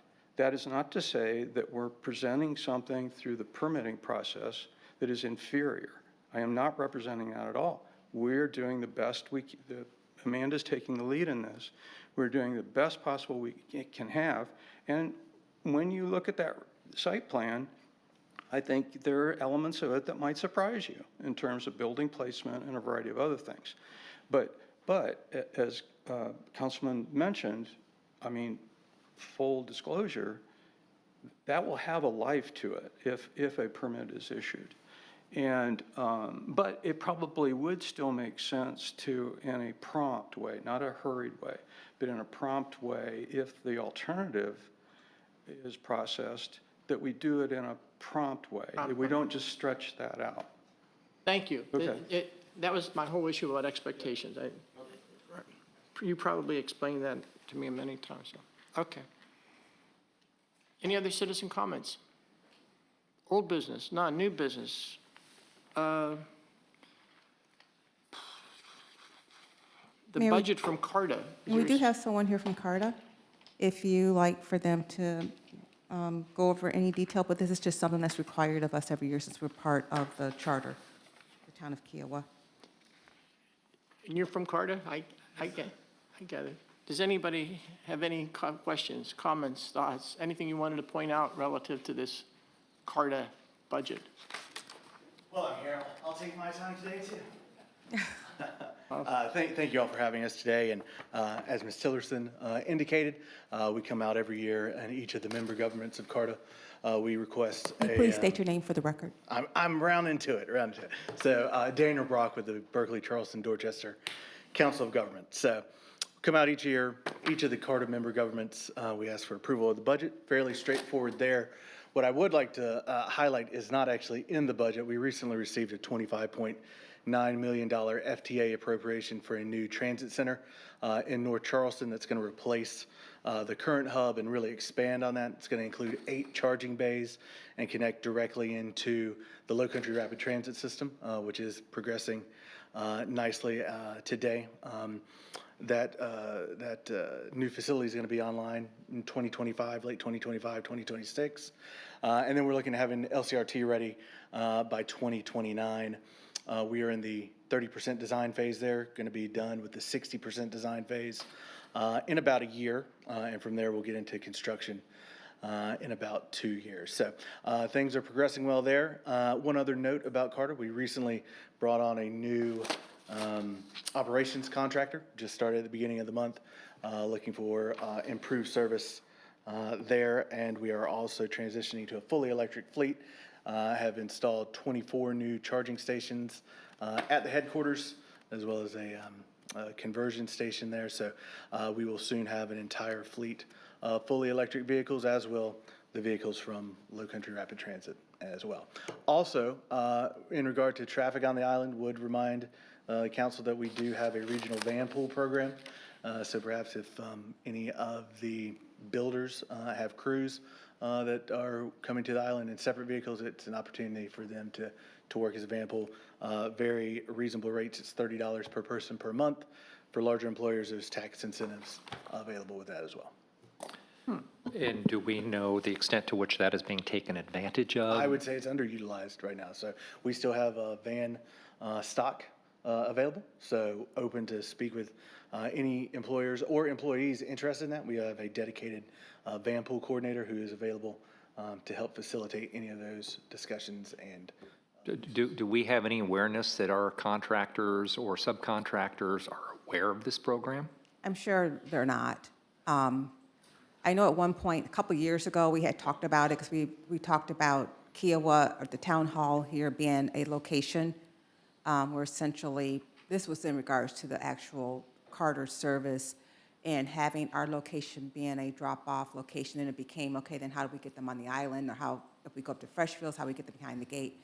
So that was a very preliminary discussion a couple years ago, but I would probably say now we have not had that discussion, and I would probably imagine that most of the contractors do not know about it, because I know right now they drive in, they essentially what they do right now, which is a headache for Freshfields, is that they park there and they get in one vehicle, partly because they don't want to pay the fee, but we know that that is happening right now, that they'll essentially use one vehicle at times, not all of them, of course, because we had them also park on that bridge, and that was part of the reason why we had eliminated commercial parking, because they were also parking there and they get in one vehicle and going onto the island. So I would probably say no, but I think Dr. Harris is the proxy for the town.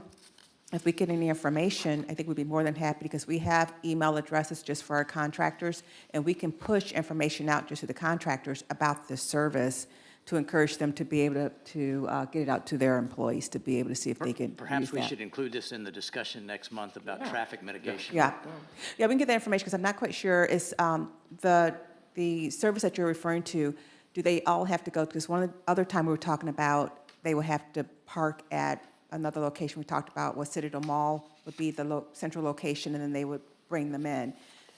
are they picking them at each other at the homes, or do they have to then have a central location? be Yeah, the picked good up thing at? about this van pool program is there's more flexibility.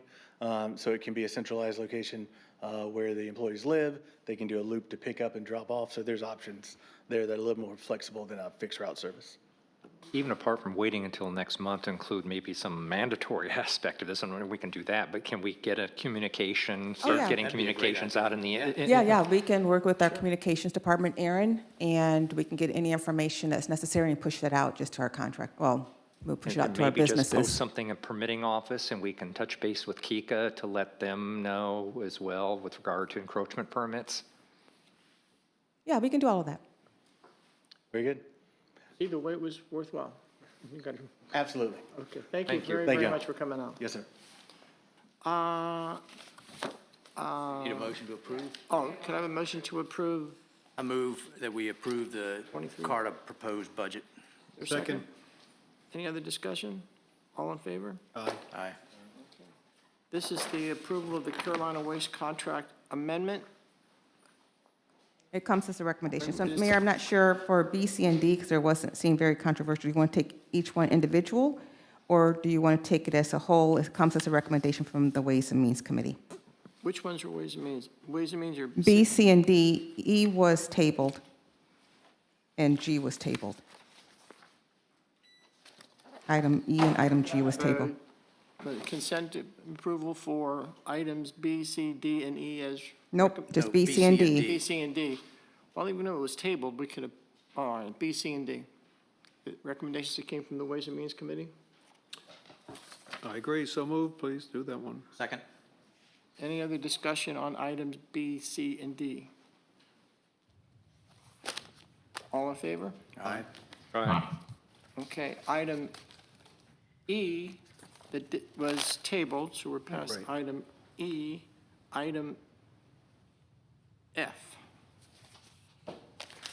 A safety device. Item F comes, let's see, Separate piece right here. That's a separate piece of paper. right, that is something that Dr. Heidenfelder and Brian have. So, Brian, do you want to start off that discussion with regards to the signs and the blinkers? Thank you. And also Russ was Oh, involved in this. yeah, piece. Russell was involved with that, Mr. Berner. Yeah, I'm sorry, I should have said Mr. Berner. Good afternoon, council.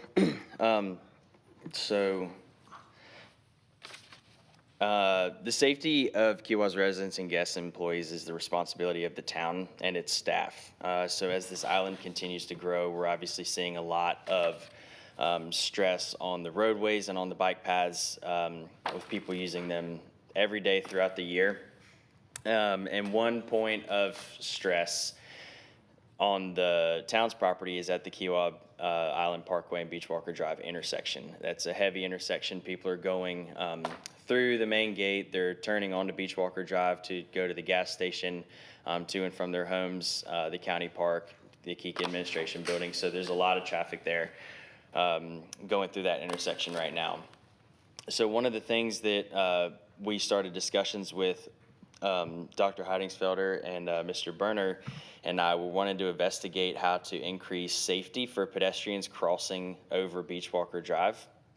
And one of the things that came up was installing the flashing lights that pedestrians can push the button. The light will alert motorists that there's somebody crossing the path right there, and then it will cut off after some amount of time. I think it's maybe about 60 seconds, but it might be programmable. So today, it is programmable, yes, sir. So today, we just wanted to bring this discussion to the rest of council as an idea. We've had discussions with the ARB about this because it is a new implement that we are interested in trying out. They had discussions with Mr. Berner and Dr. Heidingsfelder about giving this a pilot test at the intersection of Beachwalker Drive and the Parkway, and also at one area behind the gate. I think at Kiowa Beach Drive and Oyster Rake, potentially. Correct. So we wanted to bring this as discussion to the rest of council to hear your thoughts and hopefully get your support in implementing this. Yeah, either of I you mean, have anything to one add? thing to add is that this is not a new idea. Adding these blinking lights that you can activate as a pedestrian or a biker to just warn vehicles that there's somebody who wants to cross the street. In some states of the United States, it's mandatory, not in South Carolina, but it's used in many places around the US quite successfully. So some background information. So I've been pushing for something like this for a while. At one point, we were just discussing having the normal crosswalk signs, but I made a point that being from the Northeast, I feel I'm able to say this, that we in the Northeast ignore crosswalk signs pretty consistently. So we needed something here to grab their attention. We need something to grab their attention, and the blinking lights was the resolution. And so in addition to having a sign with the blinking light, we also would need to have a pre-warning sign. I would like to be able to say the sign will have words to the effect that you have to stop once the light is actuated. We're not sure how effective or how followed that will be, but that's the thought process, is that the vehicles will have to stop when the sign is actuated, at least slow down. So that's the history for all of this. And it was not just at these locations, but there are a number of places along Kiawah Island Parkway and Governor's Drive where there's a lot of pedestrian traffic trying to cross the street, and it's almost like playing the game Frogger, where they have to run across when there's a slight opening in the road. So we want to eliminate that, the potential risk, and provide more safety to the island. So is your idea that you would put this in this first spot and see how it works? Exactly. So the first two spots are as Brian said, and we want to see first how the motoring public responds favorably or if they ignore it. And equally important is how the residents on the island respond. The residents may think or say they think it's horrible. So we're doing two test cases. I think it's a great idea. Put it up this afternoon. Now, for the intersection, we will only control ourselves, make the decision with regard to the Beach Walker KIP intersection. Is that correct? We can only recommend or work with Kika to try to do it along. Right. Well, they've And already. we have done that already, Brad. Yeah. We sat down with Kika and with the ARB as well. And Kika agreed that they will use one test case behind the first gate. That's what Brian said. It's this very difficult intersection from the Oyster Rake neighborhood into the Kiowa Beach Drive towards Cougar Point Golf Course, I would say.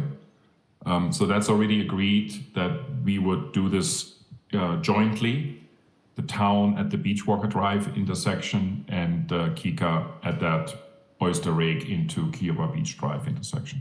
Thank you. I agree. I'd walked and spent some time after the Oyster Rake folks had reached out about that intersection at Oyster, coming the only ingress and egress out of Oyster Rake across.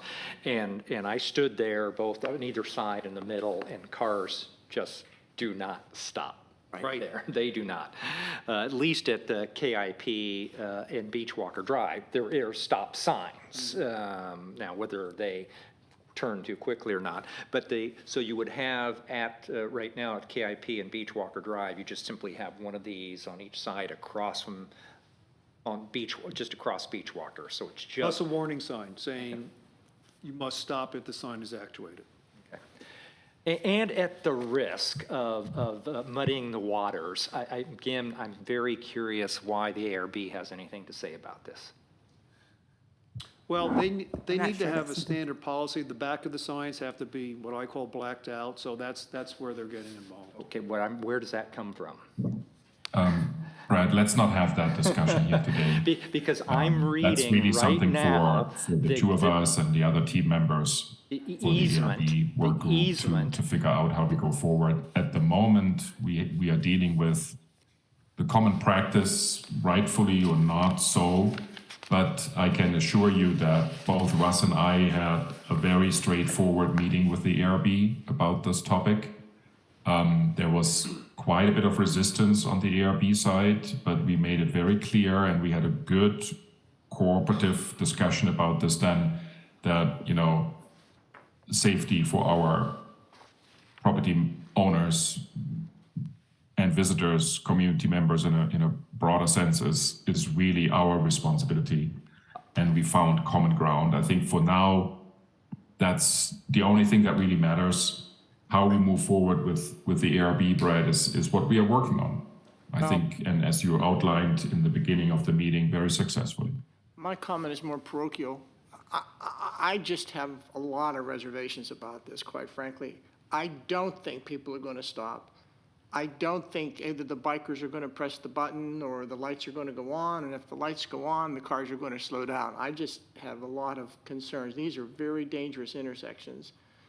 I don't have an answer, but I'm just saying, you know, we got to be real careful with expectations on the part of, so I think the test case, as John said, is probably an excellent idea, but man. Well, I think the position of the These town. kids just go right across. They don't even slow down, and someone's going to get nipped, and I think the position of the town is to provide that. I mean, yeah, we can't make people push the button. I understand. but- I understand.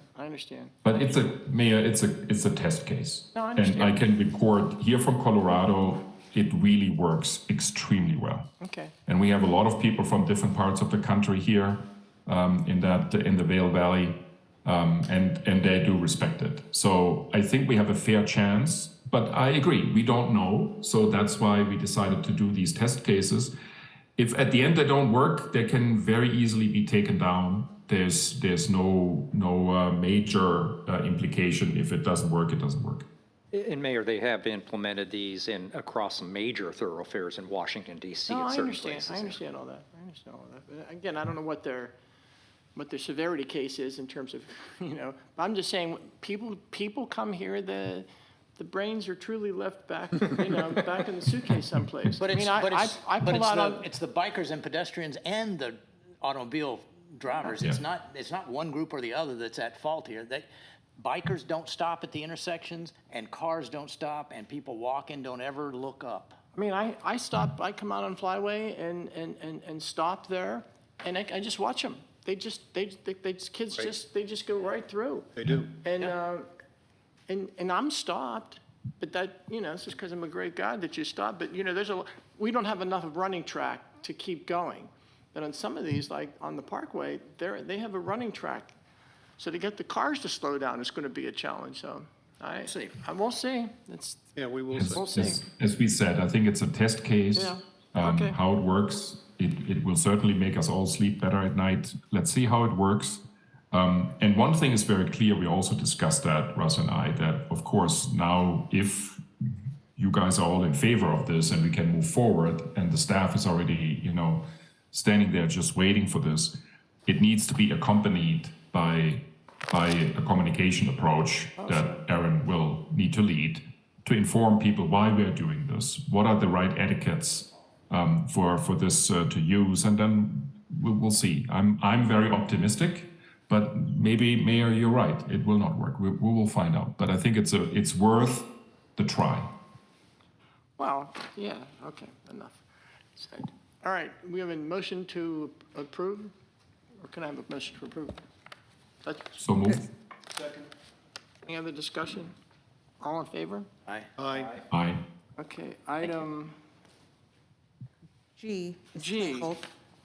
How did we leave that? It's tabled. Oh, that's Ways and Means tabled tabled also. that. Okay, item H. H and I, you can take that together, and Bruce can come up and present that ordinance amendment recommendation for H and I.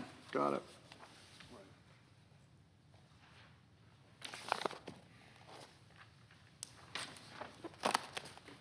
All right, I have a few flood ordinance recommendations, amendments, additions for your consideration.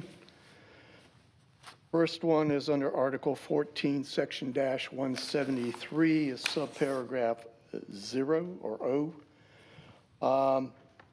This is no more than adding some language to this, to amend this ordinance. When I read over this ordinance, I got the impression that we were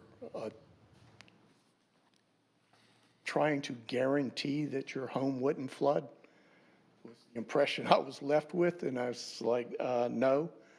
So we needed to add a few words to this language to kind of clarify it, to basically say the effects of flooding and not flooding in general.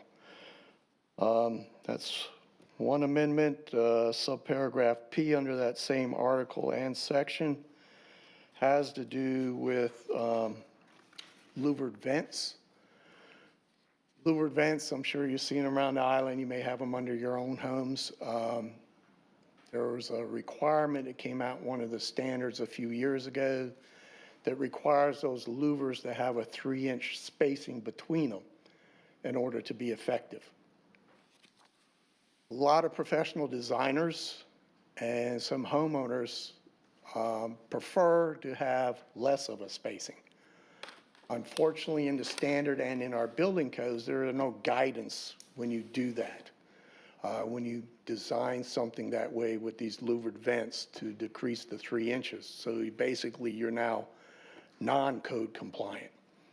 Had some discussion with the state FEMA office to make a change in the flood ordinance, and would they accept the fact that we treat these louvered vents that are designed with less of a spacing than required to add a hydrostatic vent, an engineered vent. Pretty common practice around the island in all coastal communities. There again, you probably have them under your home as well. By putting the hydrostatic vent in those louvered vents, we're treating the louvers as a solid wall, like we do any other day of the week. For CMU walls, we put a number of hydrostatic vents in. The engineered vents, for the most part, are a vent that has been designed and tested to allow 200 square inches of flow through that vent. So basically, the code says that you have to have 1 square inch per square foot of floor area. And obviously, you have a number of vents around the perimeter of your home to equate to that. And this is simply a modification that would allow designers to reduce the spacing on these louvered vents for aesthetic purposes, and still provide the relief you need from hydrostatic and hydrodynamic forces. And so these are the two, one amendment and one addition for Article 14, Section 173. Are there any questions? Bruce, just out of curiosity, since we just discussed CRS, would you see that both of these changes as a positive for a potential rating or not? These changes in themselves would not give us any type of rating, if you will. Okay. It's Neither negative nor positive. either or, kind of a null effect. Is the wording actually 3 inches? Yeah, it's exactly 3 inches. That's ridiculously short, Yeah, it's. because then you're just going to have a wall of vents. Well, you no, follow that. no. For a louvered vent to be compliant, they designed the spacing of that louver 3 inches, has to have a 3-inch gap. Oh, That you're not makes it saying, compliant. you're not saying 3 inches between adjacent louvers? No, no, no. no, Okay, no, okay. no. Oh, that's the whole point. I'm a bit confused about the implications of this are, I think on our home, there aren't any louvers, it's just a flat Yeah, panel. So that is out of compliance? yours is in compliance because they added hydrostatic vent to it. Okay. So what we're doing is taking this louvered vent that's designed with less spacing than required and treating it as a solid wall like you have at your home, and having them put in a hydrostatic vent to add for the hydrostatic and hydrodynamic loading to alleviate that stress. And Bruce, do you want to go over 14-178, which I think is the same, so when they take this, they can take both in a motion at once? Sure. Thanks. So the next addition for your consideration, Article 14, Section 178. This was a recommendation from the state FEMA office that we add a ordinance to require a non-conversion agreement would have to be submitted to the Charleston County Register of Deeds office as a permanent record stating, signed by the homeowner, stating that they would not convert the area under the home. Areas under the home are designed for building access, parking, and 300 square foot of storage or limited storage space. That is the only thing by FEMA standards that you can have under your home. If you modify under your home and create a habitable space, you're drastically in non-compliance with FEMA. I thought that was with our always the ordinance. case. Wasn't that always the case? This is now that you have to sign an agreement. It is, it's always been part of FEMA's regulations. The problem is, once we do the inspection and we've given you a CO, a lot of homeowners take it upon themselves to go back in and modify the areas under their home. This is a permanent document stating that you signed it. You're aware that you are now in violation. And what's the fine or penalty then? There is no real fine. It's a matter of coming in for enforcement and having them remove that, whatever it is they added. Aren't there homes across the street from the river course that were selling those homes? As though there was something that they could have a bedroom or something underneath the house? No? I hope not. No? You're talking about the LEED homes, the LEED certified homes across the river, Yeah, or in the development? no, directly across the street, the exit from the river course goes right into that Yeah, the LEED home, what they call it? That's Indigo. Halona Drive. I thought when they were marketing those things, that was, Halona Park? I don't know, man.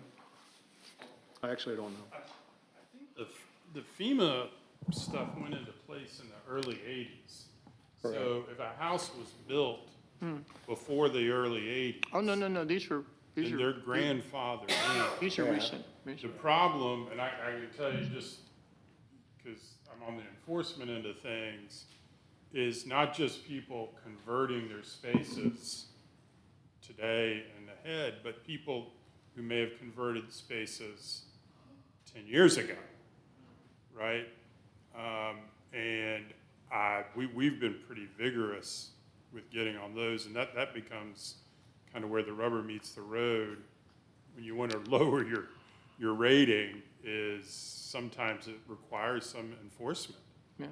for people who have done these conversions. And I don't know how big of a problem it is here on Kiowa, but it's a very big problem on Folly. We have people wanting to submit for rec rooms and Exactly. stuff like that in their homes, that we deny, but eventually end up in the home anyway. It's like whack-a-mole. Yeah. But Bruce and Russ, you need to chime in because I think you looked at this more recently. We have heard at least that there are rental properties on the island that have, fully converted at least portions of their basement into additional bedrooms with windows and everything. Some you can actually see while you play golf on some of the courses. Yeah, we've caught a few homes during our rental inspections that have just that. They have bedrooms under the homes that obviously they're non-compliant and What do you do? make them remove them. Do you pull the license? And They're submitting for a license at that particular time, so they only have a rental license at that point. They're having a rental inspection to obtain a rental I license. see. That's when you get. And so, yeah, they had to remove the bedrooms, serious matter of construction had to be removed. And with this, we can have them also sign the non-conversion agreement that gets filed and makes clear to anyone buying the property in the future, Yeah, don't forget, this is below flood and you cannot build them. yeah. A lot of the problem too stems from our real estate agents and our contractors really doing an injustice to their clients, basically referring to these areas as basements. And so if you're up north and somebody says, hey, yeah, in your basement, well, first thing they think about, well, my basement up home, I can, have anything I want to. And it's become a problem. I sent out a memorandum earlier this month to all the contractors and all the real estate agents, basically kind of slapping their hands saying, no. Now, This another is thing- just for new construction, I know. Perhaps we should consider doing it whenever there's a home transfer or home sale. You Yeah. could require it as part of whenever a It- sale it is would be a done. good idea, yes. Yeah, this is actually something we will receive CRS credit for, this non-conversion agreement. And but I don't believe it's not just new construction. I mean, No, Added the we sentence. amended it. Joe suggested we amended it, so we added additional language to it. It may or So may not what have I've made it in here. encouraged is seeking these non-conversion agreements, not just for new construction, but Yeah. for any time you find, usually it says permitted work, but of course, a lot of these people are doing the work without a permit, so add unpermitted work or any time So you see someone's it- represented you see it that on it's a habitable space, and that was an effort to capture these listings or Got it. even for the sale listings or rental listings that might suggest could be converted. If you start going down that path, Bruce has the opportunity to request a non-conversion agreement. Okay. I think for what Mr. Berner's talking about is on the actual ordinance 14178, number 8, it actually says, before a certificate of occupancy is granted for all new homes.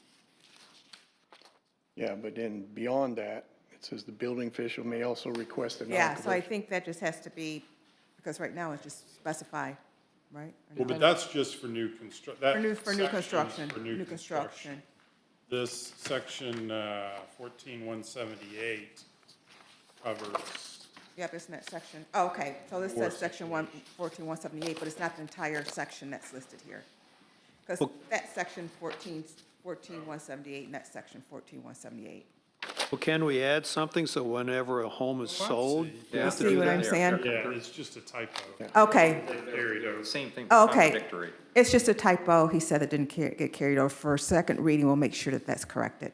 Can you also add for any sale of a home? Not just new It'd construction? be only the sale of a home built after 1980 or whatever the date was.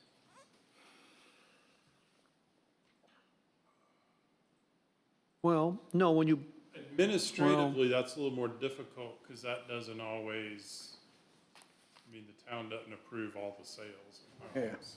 we don't know when they physically sell a home. You know what I mean? yeah, all right, all right. It doesn't get triggered. Well, but you These- can hold the real estate agents responsible for that. Yeah, I mean,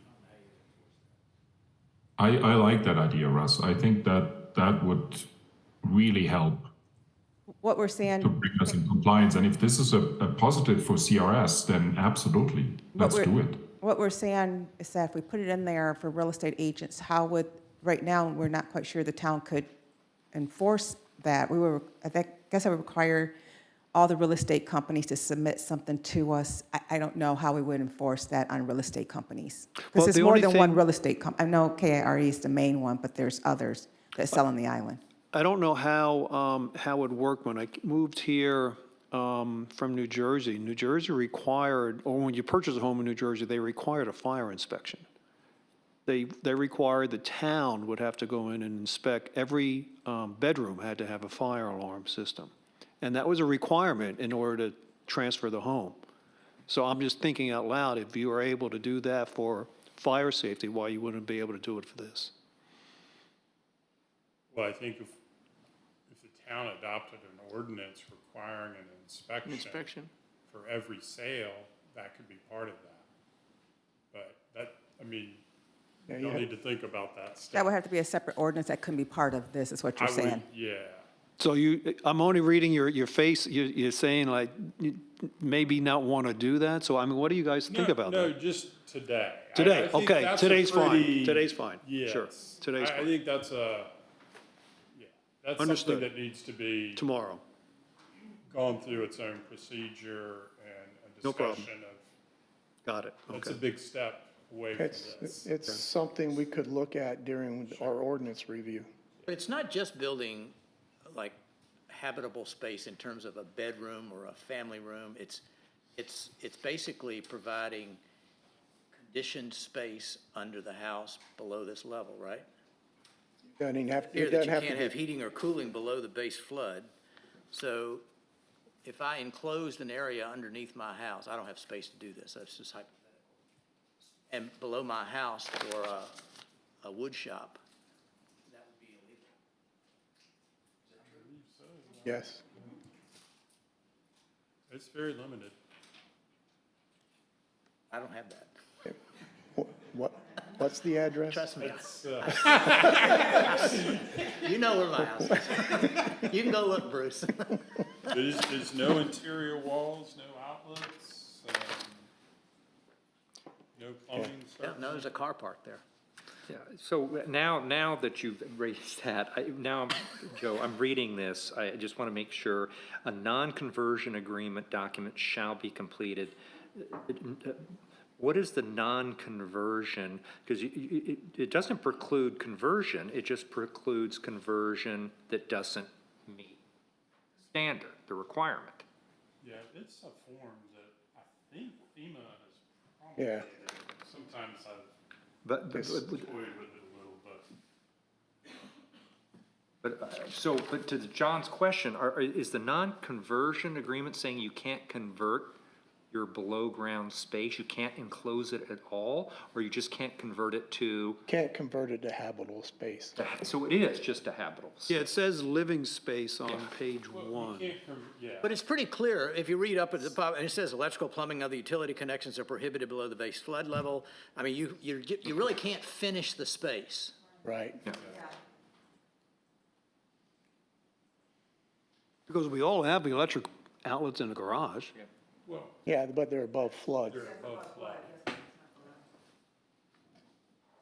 At least I hope they are. Yeah, they should all be in the ceiling. Okay, we beat this up enough? Yeah, I think. You thought you were going to get out of here. Yeah. Anything else for Bruce? Again, this is the first reading of H and I. Could I have a motion to approve Move to approve. first reading of First reading of items H and I. H and I? So moved. Second. Any other discussion for Bruce? All in favor? Aye. Aye. See, it's in The last, this. it's the just last didn't two are get to the- I and No, J. J. J and K. J and K, Can't even see you them. all had a public hearing on that. And we had the public hearing. Yes, and Mr. Taylor's here to answer any questions if you like for him to do any review again, or if you'd like to proceed with a motion. For everybody's review, there were no comments at the public hearing. There was two letters, two notes that were submitted, and that was all we heard relative to items J and K. Could I have a motion to approve as first readings, items J and K? So moved. Second. Any discussion relative to items J and K? All in favor? Aye. Council member comments? Go this way. Brad, anything else to add? No. Oh, I'm sorry, Brad, Russ, whichever. Brad, nothing? Russ, nothing? John, anything? The only thing I would say is that we kind of pushed off Michael's thing until next month, so we wouldn't get just knee-jerk reactions to what he had done. But he's taken a lot of time here, so I would encourage us all to take the time to go through this, have some productive input, and let's have a good, healthy discussion next month about this. That's all I have. Agreed. All agree. Thank you, John. And so that's John. Michael? I have just a few quick ones. So Stephanie, to my understanding, because there was a little bit of mumbling. So are we moving forward investigating if we can have some process with an ordinance to require inspection when a house is sold or Yeah. not? So as it relates to the most recent discussion we had. Yes, if that's council interest that staff does that, then yes, I can work with Bruce and we can look into that. Yeah, I would support that because, as Bruce said, that would also help us with the CRS. So I think that would be a good thing. I just wanted to add very quickly something I forgot earlier with my updates. Wanted to update both you, council colleagues, as well as the community. So Stephanie and I, together with one of our community members, being part of the Kiowa Island Goes Green initiative, worked very hard in June for several days on actually moving forward a grant application for federal funding that is available for municipalities by the U.S. Department of Transportation to establish electric vehicle charging stations. So we applied for a substantial amount of money out of that program that was, I think, initiated last year in Washington. And we hope that we get a certain portion of that approved, which would help us to install several electric vehicle charging stations before the first gate. So Municipal Center, Freshfields, Beachwalker Park in that context. I just wanted to update that. We don't know the outcome, hopefully positive, because it would really help us financing a key portion of the Kiowa Goes Green initiative. Second comment I would like to make is I was, like today, only virtually participating in the KICA board meeting yesterday, and both visual but even more audio quality of the board meeting was horrible. It was commented several times also by Dave DeStefano, who was only virtually participating in the board meeting, and I would again like to encourage us to reach out to KICA and offer them our town council chamber for their meeting so that they have a chance to better broadcast their meetings to the public. And then last comment, I would again like to encourage us to do a little step forward and not limit the citizen comments to 15 minutes. I'm all for limiting the comments to a certain amount of time, like 3 or 4 or 5 minutes per speaker. But I think that limiting to 15 minutes is just the wrong sign. I know that we would, allow more comments when they occur. I think it just sends the wrong signal to the community. That's all I wanted to say. Thank you. Well, rather than not arguing about this, but debating this, there's an ordinance that spells this out. Could this be looked at? Who's looking at the ordinances? I got it, right here. Change the ordinance. I mean, if that's the consensus of the group that they wish to have longer times spelled out in the ordinance, change the ordinance. Right, got it. Yeah, it's 30 minutes under the ordinance. Yeah, well, he's saying, because right now it's split 15 and 15. Oh, okay. And so he's saying, maybe we do just change 20 the- and 10 I'll or look at it. 30 or something. Yeah, just make it 30 and 30. If nobody's there, nothing bad. If people are there, they just feel more encouraged to speak up. I'd I rather, think it's just, again, I don't want to, it's not the a matter of proper thinking. debating it, it's just the matter of the ordinance. So if we want to make it 30 and 30, an hour and an hour, go crazy. no, I think 30 and 30 would be perfectly fine. Speaking of that, any citizen comments? Motion to adjourn. So So